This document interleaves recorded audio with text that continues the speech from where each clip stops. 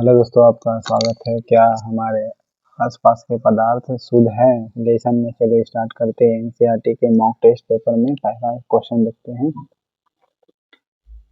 निम्न में से कौन सा कोलाइड के बारे में गलत है? गलत बताना कोलाइड के बारे में क्या है। कोलाइड सबसे पहले यह अस्थाई होता है, बिल्कुल हाँ होता है। और कोलाइड एक विषमांगी मिश्रण है, ओके, यानी हेटेरोजेनियस मिक्सचर है।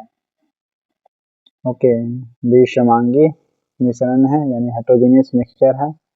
तीसरा ये कि ये टिंडल इफेक्ट को दिखाता है। जी हाँ, ये टिंडल इफेक्ट को दिखाता है। तो इनमें से कोई गलत नहीं है कोलाइड के बारे में। कोलाइड के बारे में गलत कौन सा है? तो इनमें से कोई नहीं है। एक अस्थाई है कोलाइड और हेटेरोजेनियस होता है और टिंडल इफेक्ट तीनों को दिखाता है। अस्थाई, हेटेरोजेनियस और टिंडल। अस्थाई भी है, हेटेरोजेनियस भी है, टिंडल इफेक्ट को भी दर्शाता है। निम्नलिखित में से कौन सा कथन निलंबन के संबंध में सही है? निलंबन के बारे में सही है कि निलंबन एक हेटेरोजेनियस मिक्सचर है। ओके, हेटेरोजेनियस मिक्सचर निलंबन। भूगर्भ से निकाले गए खनिज तेल से शुद्ध पेट्रोल, डीजल, मिट्टी के तेल आदि बनाए जाते हैं और कौन सी विधि के जरिए बनाए जाते हैं? प्रभावी आसवन विधि के द्वारा। ओके, यानी टेम्परेचर उस प्रकार प्रोवाइड किया जाता है। भूगर्भ से निकाले गए खनिज तेल को शुद्ध विधि है प्रभावी आसवन कहलाती है। ओके, प्रभावी आसवन, भाजी का मतलब यानी भाजी गरम तेल में किया जाता है। उसी प्रकार ये लोग को भी टेम्परेचर उसी अनुसार दे करके गर्म किया जाता है और पेट्रोल, डीजल मिट्टी के तेल बनते हैं। ओके, और ये जो कथन है निलंबन के संबंध में सही है। तो निलंबन एक हेटेरोजेनियस मिक्सचर है।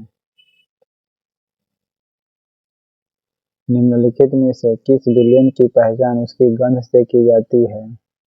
गंध से कर सकते हैं तो डेटॉल को। ओके, किस सॉल्युबल की पहचान उसकी गंध से की जा सकती है? जल में डेटॉल है, आसानी से पकड़ा जाएगा।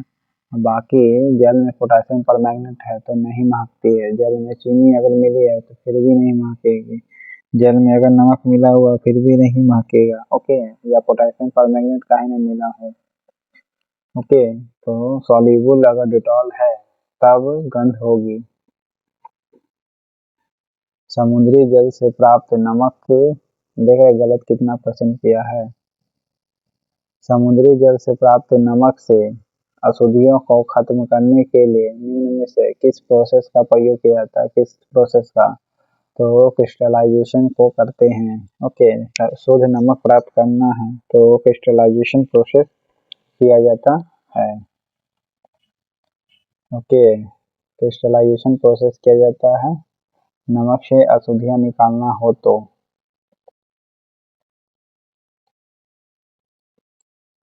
क्रिस्टलाइजेशन प्रोसेस किया जाता है शुद्ध नमक प्राप्त करनी हो तो। टिंचर आयोडीन में कौन विलायक होता है यानी कौन सॉल्युबल होता है? अल्कोहल होता है। ओके, अल्कोहल विलायक होता है। टिंचर आयोडीन में कौन विलायक होता है? तो अल्कोहल विलायक होगा। ओके, अब विलय कौन होता है? आयोडीन। आयोडीन या फिर जिसमें घुल जाता है वो है अल्कोहल। कौन सा एक सोल का एग्जाम्पल है? टीचर एक क्या है? सोल का एग्जाम्पल होगा। ओके, टीचर क्या है? सोल का एग्जाम्पल है। गलत करने वाला % कितना है ये देख लीजिए, इसीलिए मॉक टेस्ट लगाना जरूरी है। कौन एक सोल का एग्जाम्पल है? तो टीचर इसमें है। ओके, ये जो टेस्ट पेपर मैंने बनाया इससे आपको पता चल जाएगा कि किस प्रकार लोग मॉक टेस्ट देते हैं और कितना हद तक जानते हैं। गलत करने वालों की संख्या देख लीजिए कितना हाई है। सोल का एग्जाम्पल कीचड़ हो गया। टिंचर आयोडीन में विलायक कौन होता है? अल्कोहल। डैश की गंध की सड़े हुए अंडे की जैसी होती है, हाइड्रोजन सल्फाइड की होती है, H2S की। क्रिस्टलीकरण विधि का प्रयोग किया जाता है किस लिए? ठोस पदार्थों को शुद्ध करने के लिए किया जाता है। ओके, ठोस पदार्थों को शुद्ध करने के लिए किया जाता है। जैसे नमक का शुद्धिकरण करना हो तो क्रिस्टलाइजेशन प्रोसेस करते हैं। तो नमक क्या है? सॉलिड है। ओके, ठोस है। नमक क्या है? एक सॉलिड है। ओके, ठोस पदार्थों को शुद्ध करने में होता है crystallisation process. Okay, crystallisation process होता है ठोस पदार्थों को शुद्ध करने में।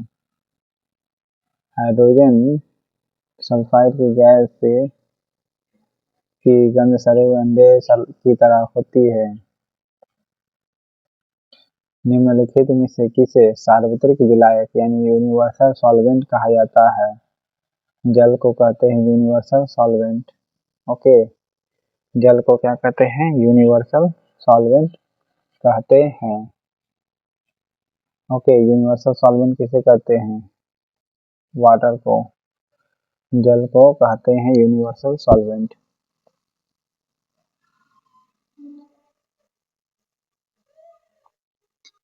एक विलयन में विलय पदार्थ की मात्रा संतृप्तता से कम हो तो विलयन को क्या कहते हैं? असंतृप्त विलयन कहेंगे। ओके, असंतृप्त विलयन कब कहेंगे? एक विलयन में विलय पदार्थ की मात्रा संतृप्तता से कम हो। संतृप्तता से कम हो तो असंतृप्त हो जाएगा। संतृप्तता से कम हो तो असंतृप्त हो जाएगा। विलय पदार्थ अगर कम हुआ तो घुलने वाला जो सब्सटेंस है जैसे नमक या चीनी तो असंतृप्त विलयन कहला जाएगा। ओके, अनसैचुरेटेड सॉल्यूशन यानी कहला जाएगी। ओके, अनसैचुरेटेड सॉल्यूशन किसे कहेंगे? जैसे घुलने वाला का मात्रा अगर कम है जैसे नमक का तो अनसैचुरेटेड सॉल्यूशन हो जाएगा। ओके, तो उस सॉल्यूशन को क्या कहेंगे? असंतृप्त। एक विलयन में 320 ग्राम विलायक है। जल में 40 ग्राम साधारण नमक विलय है यानी घुला हुआ है। तो विलयन की सांद्रता क्या है? तो 11.1% सांद्रता होगी। ओके, कितनी होगी? 11.1%। नेक्स्ट है, कौन शुद्ध पदार्थ है इनमें से? शुद्ध प्रसाद पदार्थ हो गया तत्व और यौगिक। देखिए, तत्व और यौगिक क्यों शुद्ध होंगे? तत्व जैसे मान के चलिए सोडियम है या एल्युमिनियम है तो ये शुद्ध पदार्थ हो गया। अब यौगिक क्यों शुद्ध होगा? तो यौगिक जैसे NaCl नमक हो गया, ओके, या MgCl हो गया, तो ये दोनों का जो रेशियो ना फिक्स है। ओके, मैग्नीशियम क्लोराइड या सोडियम क्लोराइड ये जो बनेगी तो एक खास यूनिट लेके बनेगी। ओके, यानी जो भी होगी इसका यूनिट फिक्स होगा तो ये शुद्ध हो गया। ओके, यूनिट फिक्स होने के कारण ही शुद्ध हो गया। यौगिक का क्या है? एक निश्चित मात्रा में हो, यौगिक उसे कहते हैं। मिश्रण क्या है? एक निश्चित मात्रा में उसको यौगिक कहते हैं। तो जो निश्चित मात्रा में यानी वो शुद्धि का पहचान है। अगर अत्यधिक हो जाएगा तो शुद्ध कहाँ से होगा? तो तत्व और यौगिक दोनों शुद्ध है। ओके,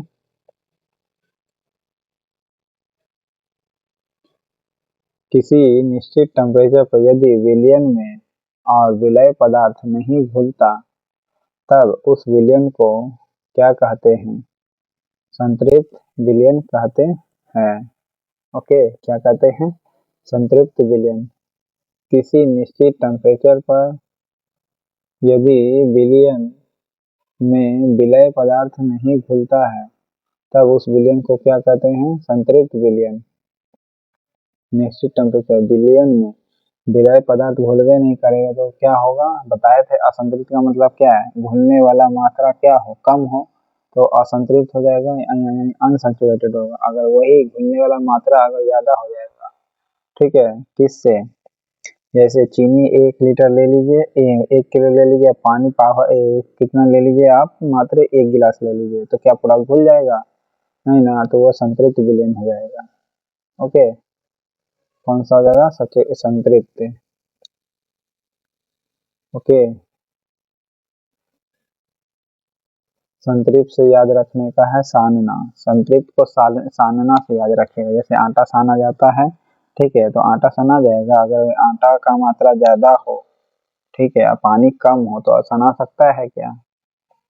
मान के चलिए 50 किलो आटा, 1 गिलास पानी में, तो क्या सना जाएगा? नहीं। तो संतृप्त विलयन उसको आप कहिएगा। ठीक है, क्या कहेंगे? संतृप्त विलयन कहेंगे। गैस का द्रव्य में परिवर्तन कहलाता क्या है? कंडेंसेशन कहलाती है। गैस का द्रव्य में परिवर्तन क्या कहलाएगी? कंडेंसेशन प्रोसेस कहलाती है। गैस का द्रव्य में परिवर्तन कहलाता क्या? कंडेंसेशन प्रोसेस कहलाती है। ओके। निश्चित है, गैस से अगर द्रव्य बनेगी तो क्या हो? कंडेंस तो होगी ही, संघनन होगी ही होगी। विलयन दो या दो से अधिक पदार्थों का मिश्रण होता क्या है? समांगी। ओके। दो या दो से अधिक पदार्थ है, उसका मिश्रण होता क्या है? समांगी होती है। ओके। दो या दो से अधिक पदार्थ है, उसका क्या होगा? समांगी मिश्रण होता है, यानी होमोजेनियस मिक्सचर होगा। दो या दो से अधिक पदार्थों का होमोजेनियस मिक्सचर होता है। दो या दो से अधिक पदार्थों क्या होंगे? समांगी मिश्रण होंगे, होमोजेनियस मिक्सचर होगा।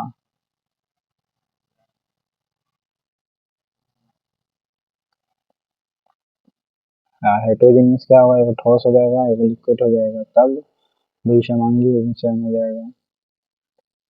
द्रव्य में गैस की घुलनशीलता दाब बढ़ाने के साथ क्या होती है? बढ़ती है। द्रव्य में गैस की घुलनशीलता दाब बढ़ाने पर क्या होगा? बढ़ती है। जैसे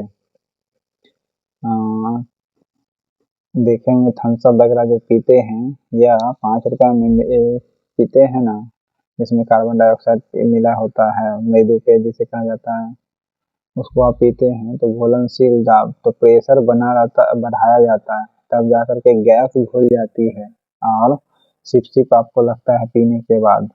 ओके, सिप सिप लगता है। द्रव्य में गैस की घुलनशीलता दाब बढ़ने के साथ क्या होगा? और वह मिल जाएगी। ओके। देखे होंगे कभी जब पीते होंगे तो खोलता है, तो जैसे ही खोलता है तो बुलबुला छोड़ने लगता है। क्यों? क्योंकि अब प्रेशर घटने लगता है ना, इसीलिए गिलास में बुलबुला हो जाता है। ओके। और जब तक पैक है तो प्रेशर बढ़ा रहता है, प्रेशर बढ़ने के कारण गैस भी घुल जाता है उसमें, लिक्विड में, यानी थम्स अप में। विलयन के संबंध में कौन सा कथन जो है सत्य है? ओके, मात्र ट्रिक है, आप याद कर सकते हैं इस वाला में, 17 नंबर में। विलयन के संबंध में कौन सा कथन जो है असत्य है, गलत है, बताना है। विलयन जो है सबसे पहले ये अस्थायी विलयन होता है। ओके। विलयन के संबंध में गलत क्या है बताएं? अस्थायी विलयन होता है और इसका कण जो होता है 1 नैनोमीटर से कम होता है। ओके। पार्टिकल्स जो होती है विलयन का 1 नैनोमीटर से कम होती है, और यह नंगे आंखों से नहीं देखा जा सकता है। बिल्कुल नंगे आंखों से नहीं देखा जा सकता है, क्योंकि इसके कण 1 नैनोमीटर से भी कम होते हैं, और यह एक होमोजेनियस मिक्सचर होता है विलयन। विलयन क्या होते हैं? होमोजेनियस मिक्सचर होते हैं। ओके। विलयन क्या होंगे? होमोजेनियस मिक्सचर होंगे। विलयन में प्रकाश के मार्ग दिखाई देते हैं? जी नहीं, ये गलत है। बाकी विलयन एक समांगी मिश्रण है, इसके कण 1 नैनोमीटर से कम होता है और नग्न आंखों से नहीं देखा जा सकता है, और इसका कण पार्टिकल क्या होते हैं? अस्थायी होते हैं। नेक्स्ट, कौन सा इमल्शन का एग्जाम्पल है? फेस क्रीम जो होती है वो इमल्शन का एग्जाम्पल है। ओके, इमल्शन का एग्जाम्पल क्या हो जाएगा? Face cream. ओके, मलते हैं ना फेस पर, क्रीम को क्या करते हैं? मलते हैं फेस पर। क्रीम को क्या करते हैं? मलते हैं फेस पर, तो इमल्शन याद रखिएगा। ये मलने से याद रखिएगा इमल्शन, मलने से क्या याद रखना? इमल्शन। आप मलते हैं फेस पर, तो ये फेस क्रीम हो जाएगा इमल्शन। दूध किसका मिश्रण है? जल, वसा, प्रोटीन आदि का। वायु क्या है? वायु एक समांगी मिश्रण है। वायु क्या है? एक समांगी मिश्रण है। ओके, वायु क्या है? एक समांगी होमोजेनियस मिक्सचर है। होमोजेनियस मिक्सचर है मतलब ये कि सब वहां पर गैस पार्टिकल है। ओके, वायु में क्या वायु यानी एयर क्या है? समांगी मिक्सचर है। जैसे O2 फार्मूला होता है तो OO होता है, तो दोनों समांगी मिश्रण हो गया। ओके,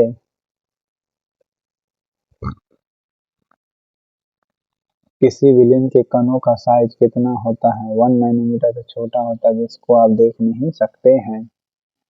ओके, व्यास जो होती है 1 नैनोमीटर से छोटा होता है, व्यास डायमीटर यानी। किसी विलयन के कणों का साइज कितना होता है? 1 नैनोमीटर से छोटा होता है। निम्न में से किसका मीथेन एक मुख्य घटक है? बायोगैस के साथ सीएनजी में भी मीथेन होता है, प्राकृतिक गैस में भी होती है मीथेन। ओके, बायोगैस में भी होती है, सीएनजी में भी होता है, प्राकृतिक गैस में नेचुरल गैस में भी होती है मीथेन मुख्य घटक। विलयन के कणों का साइज कितना होता है? 1 नैनोमीटर से भी छोटा व्यास, या 1 नैनोमीटर से छोटा होता है व्यास।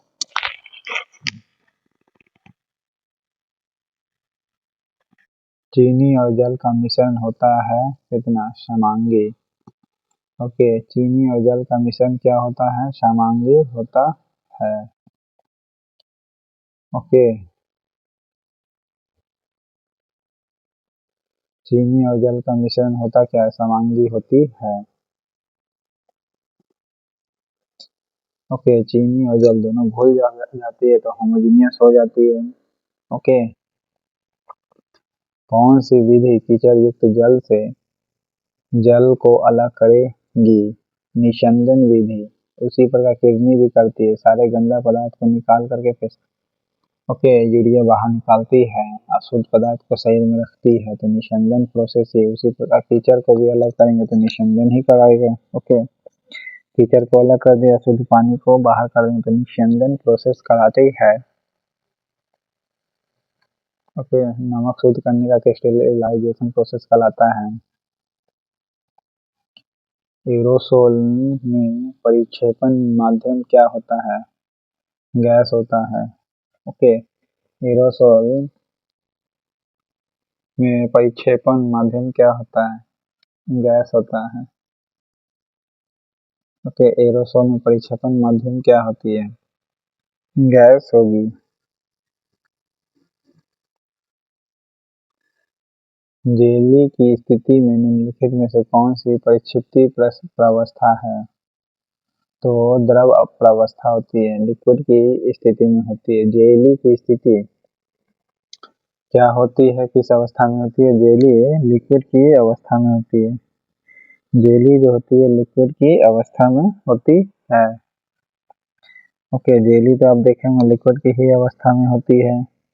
ओके, और एरोसोल में परिक्षेपण माध्यम क्या होता है? गैस होती है। ओके, परिक्षेपण माध्यम क्या होती है? गैस होती है।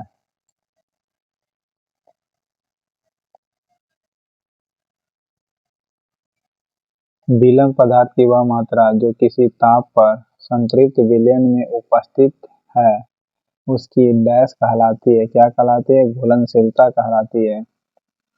विलयन पदार्थ की वह मात्रा जो किसी टेम्परेचर पर संतृप्त विलयन में उपस्थित है उसकी क्या कहलाती है? घुलनशीलता कहलाती है।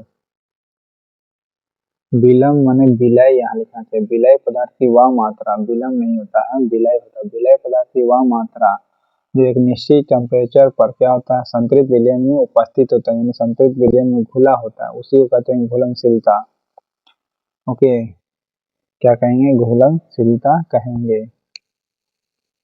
निश्चित टेम्परेचर पर घुलने लगेगी, उसी को कहेंगे घुलनशीलता।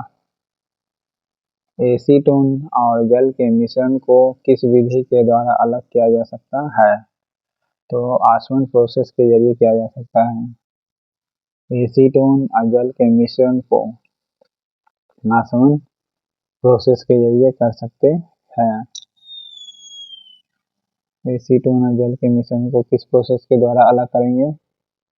तो आसवन प्रोसेस के जरिए करेंगे। विलय पदार्थ की वह मात्रा जो निश्चित टेम्परेचर पर संतृप्त विलयन में घुले होते हैं या उपस्थित होते हैं उसी को क्या कहेंगे? घुलनशीलता कहते हैं। एसीटोन और जल के मिश्रण को किस विधि के द्वारा अलग किया जा सकता है? आसवन विधि के द्वारा किया जा सकता है। निम्नलिखित में से किसे स्ट्रेटेजिक धातु कहा जाता है? टाइटेनियम को कहा जाता है स्ट्रेटेजिक धातु। ओके, टाइटेनियम को स्ट्रेटेजिक धातु कहा जाता है। ओके, टाइटेनियम को क्या कहा जाता है? स्ट्रेटेजिक धातु।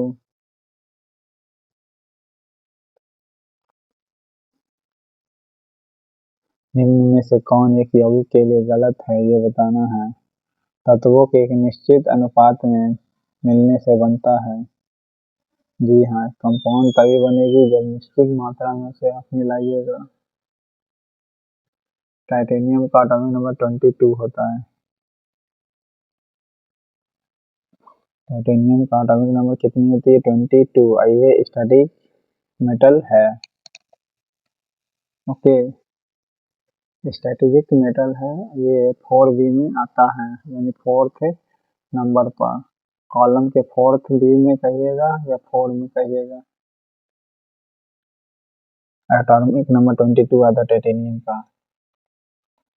नए घटकों को केवल केमिकल प्रोसेस के द्वारा ही अलग किया जा सकता है। ओके, घटकों को केवल केमिकल विधि के द्वारा ही अलग किया जा सकता है। ओके, घटकों को केवल केमिकल प्रोसेस के द्वारा ही अलग किया जा सकता है। जी हाँ। फिर है नए पदार्थों का गुणधर्म पूरी तरह से भिन्न होता है। ओके, नए पदार्थों का जो गुणधर्म होगा पूरी तरह से अलग होगा। जो भी नए पदार्थ होगा वो जो बनेगी उसका जो है क्वालिटी देखिएगा वो अलग होगा। जी हाँ, जो भी कंपाउंड बनेगी मूल कंपाउंड से अलग बनेगी, मूल एलिमेंट से तो अलग होगा ही होगा, ये सही है। हर तत्वों के किसी भी अनुपात में मिलने से मिश्रण बनता, ना कि यौगिक। कौन सा एक ये यौगिक है? मीथेन आपका क्या है? एक यौगिक है, क्योंकि मीथेन जो होती है निश्चित मात्रा में इसमें हाइड्रोजन होता है, यानी कार्बन के साथ 4 हाइड्रोजन होता है। 4 गो से ज्यादा हो ही नहीं सकता, 5 गो। ओके, तो ये यौगिक है मीथेन। ओके, खून में तो ऊपर नीचे होते रहता है, हीमोग्लोबिन वगैरह वगैरह आते रहता है। ओके, 3 साबुन। ये दोनों पोटासियम का भी बनता है साबुन, पोटासियम फैट का भी होता है और सोडियम फैट का भी बनता है साबुन। 3 भी। ओके, 3 में भी मिक्सचर होता है, आपको पता है।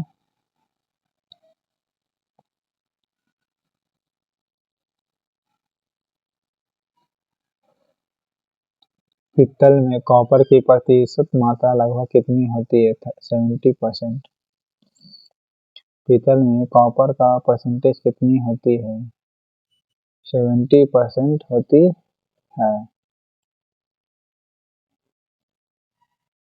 कॉपर का परसेंटेज कितना होता है? 70%।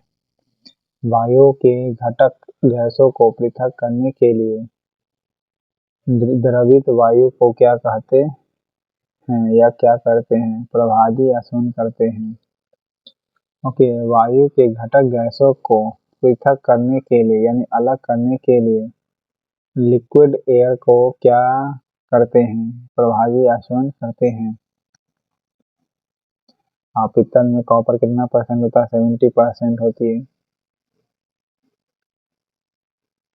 अगर वायु से कोई गैस है उसको अलग करना है तो उसको करने के लिए द्रवित वायु को क्या करते हैं, प्रभावी आसवन करते हैं। रासायनिक परिवर्तन की प्रक्रिया है क्या, मोटर कारों में पेट्रोल के दहन, ये क्या है, रासायनिक परिवर्तन की प्रक्रिया है। ओके। केमिकल चेंजेस की प्रक्रिया क्या है, जो कार में पेट्रोल होती है वो जलने लगता है तो ये क्या है, ये केमिकल रूप में ईंधन के रूप में आ जाती है तो ये केमिकल परिवर्तन का है एग्जाम्पल। बाकी साधारण लवण का जल में घुलना ये फिजिकल स्टेट में बदला है मात्र। ओके। और फिर प्रभावी आचरण से पेट्रोलियम का शोधन। ओके, शोधन में भी क्या है, ये जला नहीं है बल्कि एक फिजिकल स्टेट बदला है, पेट्रोलियम से डीजल, डीजल से मिट्टी का तेल, ये फिजिकल स्टेट बदला है। फिर पेट्रोलियम इथाइल अल्कोहल भी क्या है, फिजिकल स्टेट ही है। ओके।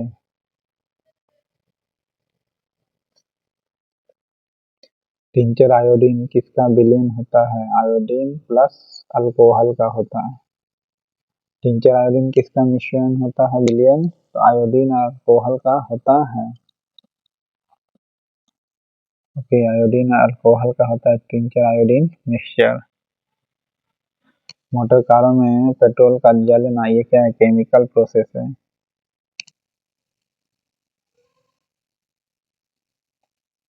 जल आपूर्ति के लिए जल का शोधन निम्नलिखित में से प्रक्रिया से होता है क्या, क्लोरीनीकरण होता है। ओके, क्लोरीनीकरण होता है। जल आपूर्ति के लिए जल का शोधन निम्नलिखित में से प्रक्रिया से होता है, क्या प्रक्रिया से होता है, जल आपूर्ति के लिए जल का शोधन यानी जल का शुद्धिकरण करते हैं तो क्लोरीकरण करेंगे। ओके, क्लोरीकरण कहेंगे, क्लोरीकरण कर देंगे यानी क्लोरीनेशन कहलाता है इंग्लिश में। जल शोधन का मतलब जल का शुद्धिकरण, तो क्लोरीनेशन किया जाता है। वायु एक गैस का विलयन है जिसमें डैश विलायक है, नाइट्रोजन एक विलायक है। नाइट्रोजन क्या होगा, एक विलायक होगा और जिसमें विलय गैस गैस विलयन होती है, यानी गैस गैस विलयन का मतलब घुली होती है विलायक में, तो विलायक कौन हो जाएगी, नाइट्रोजन का रूप हो जाएगा। बाकी गैस गैस जो होती है अन्य गैस जैसे कार्बन डाइऑक्साइड हो गई, आर्गन गैस हो गया, ये सब विलयन के एग्जाम्पल का दिया कि विलयन है ये सब। तो विलायक कौन हो गया, बड़े पैमाने पर जो होता है वो नाइट्रोजन हो गया तो वो विलायक कहा दिया।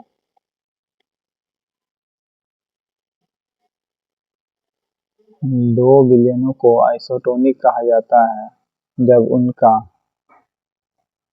क्या हो, उनका पराशरण दाब बराबर हो, यानी एटमॉस्फेरिक प्रेशर अगर बराबर कर दे तो विलयनों का जो आइसोटोनिक होता है उसी को कहेंगे। दो विलयन का आइसोटोनिक कब कहेंगे, जब ऑस्मोटिक प्रेशर बराबर हो। ओके, क्या ऑस्मोटिक प्रेशर बराबर हो तब आइसोटोनिक उसको कहेंगे। ओके, आइसोटोनिक किसे कहेंगे, ऑस्मोटिक प्रेशर बराबर हो। कौन सा एक विषमांगी मिश्रण का एग्जाम्पल है, तेल और जल का मिश्रण है। ओके, कौन एक विषमांगी मिश्रण का एग्जाम्पल है, तेल और जल जो है हेटेरोजीनियस एग्जाम्पल, ये दोनों कभी घुल ही नहीं सकता है। ओके, कौन सा विकल्प निलंबन में गुणधर्म को नहीं दर्शाता है, तो निलंबन के कणों को आंखों से नहीं देखा जा सकता है। ओके, निलंबन के जो कण होते हैं उसको आंखों से नहीं देखा जा सकता है, ये गलत है। निलंबन के कण को देख सकते हैं नंगे आंखों से, जैसे दूध में आप देखते होंगे दूध का बर्तन में नीचे में लेयर सट जाता है कुछ, ठीक है, तो वो निलंबन पार्टिकल है, कैसे दिखाई नहीं पड़ रहा, क्या देखा जा सकता है, तो ये गलत है। बाकी निलंबन के कण, इससे गुजरने वाले प्रकाश की किरण जो होती है फैल जाती है। जी हाँ, प्रकाश की किरण और फैल जाएगी। जैसे दूध पर पड़ेगी तो दूध के कारण प्रकाश जो होगी और चमकने लगेगा। और निलंबन में प्रकृति अस्थायी होता है। निलंबन प्रकृति में क्या होता है? अस्थायी होता है, यानी स्थिति इसकी बदलती रह सकती है। ओके, स्थिति इसकी बदलती रह सकती है। जैसे पानी में घुला हुआ है, उसको फिर सुखा दीजिए तो उसका रूप खोआ की तरह, पनीर की तरह हो जाएगा। ठीक है, तो ये प्रकृति में क्या हो गया? अस्थायी ना हो गया, बदल दिया ना रूप। निलंबन। फिर निलंबन एक विषमांगी यानी हेटेरोजीनियस एग्जाम्पल है। जी हाँ, निलंबन एक हेटेरोजीनियस का एग्जाम्पल है। ओके, निलंबन एक हेटेरोजीनियस का एग्जाम्पल होगी। नेक्स्ट, निम्नलिखित विकल्पों में से कौन सा कोलाइड में फोम का सही एग्जाम्पल है? फ्यूमिस होगा। कोलाइड में फोम का सही एग्जाम्पल कौन है? फ्यूमिस। फ्यूमिस जो है आपका कोलाइड में फोम का सही एग्जाम्पल होगा। जो पदार्थ एक प्रकार के कणों से मिलकर बना होता है उसको कहते क्या है? शुद्ध पदार्थ कहते हैं। ओके, एक कणों से मिलकर बना है, मात्र एक कणों से मिलकर बना है, उसी को कहते हैं शुद्ध पदार्थ। ओके, शुद्ध पदार्थ किसको कहेंगे? केवल एक कण से मिलकर बना है।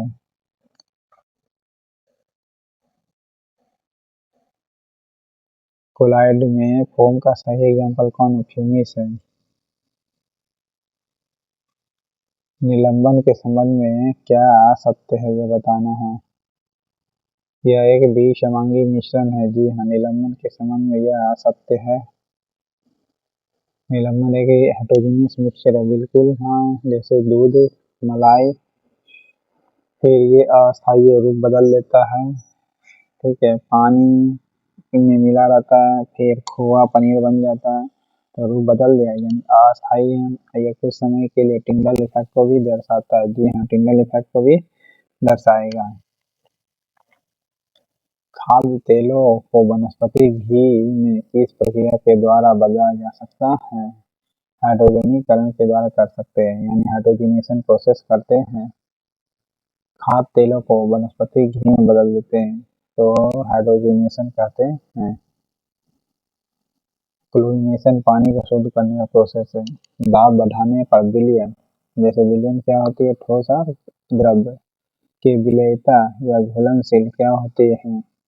कोई इफेक्ट नहीं पड़ेगा। ओके, अगर दाब बढ़ाइएगा तो ठोस और द्रव क्या हो जाएगा? घुल जाएगा? नहीं।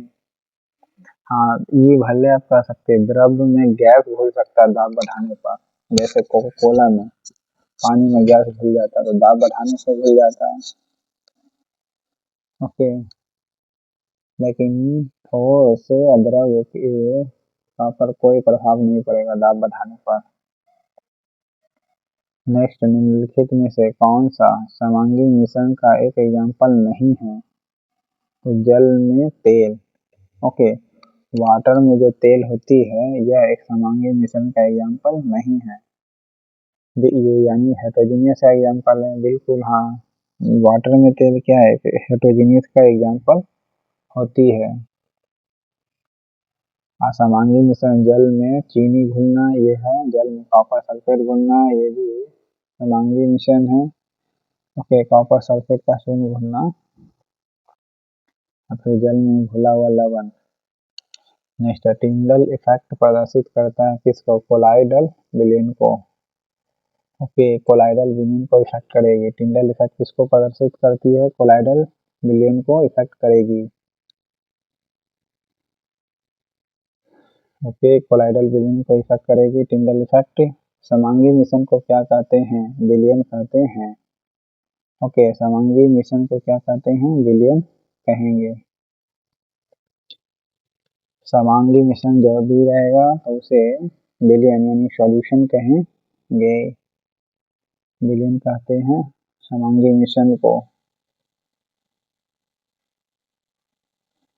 कौन सा एक ठोस विलयन है? ठोस विलयन मिश्र धातु है आपका। ओके, ठोस विलयन कौन है आपका? मिश्र धातु ठोस विलयन है। ओके, बाकी सोडा जल तो मुलायम, नींबू जल भी मुलायम होती है, एयर तो गैस होती है, तो ठोस विलीन थोड़ी है। मिश्र धातु आपका ठोस हुआ।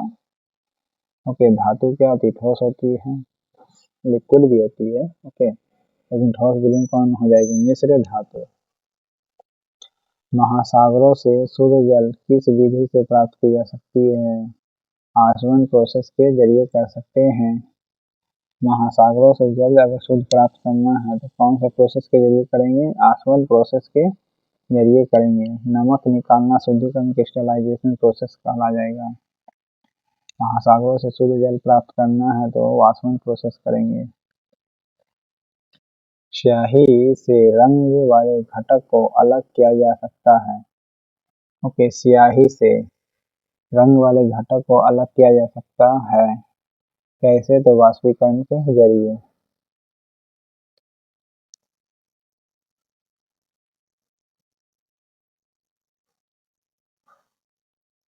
वाष्पीकरण के जरिए स्याही से रंग वाले जो घटक होते हैं उसको अलग कर सकते हैं वाष्पीकरण के जरिए। नेक्स्ट है, किस प्रक्रम से समुद्र जल से सामान्य लवण प्राप्त किया जाता है? तो वाष्पीकरण के जरिए किया जाता है। किस प्रोसेस के जरिए समुद्र जल से, यानी समुद्र के जल से जो सामान्य लवण होती है वो प्राप्त किया जा सकता है? तो कैसे प्राप्त करेंगे? तो वाष्पीकरण के जरिए प्राप्त करेंगे। समुद्री जल से सामान्य लवण प्राप्त किया जाता है। ओके, सामान्य लवण प्राप्त किया जाता है, उसी कहीं क्या? वाष्पीकरण। पानी शुद्ध करना हो तो आसवन प्रोसेस, कीचड़ से भी पानी शुद्ध करना हो तो आसवन प्रोसेस करते हैं।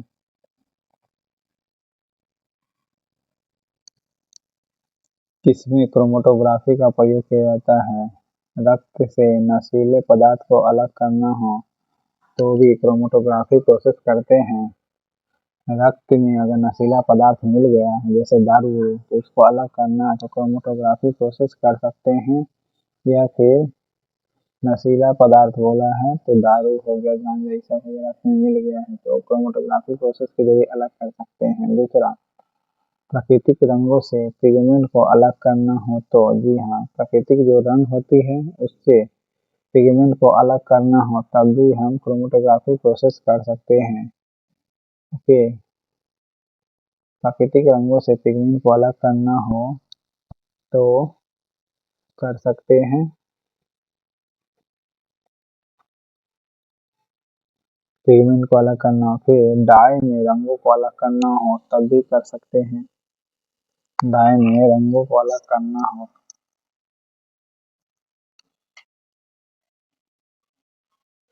कौन टिंडल इफेक्ट को नहीं दर्शाएगा?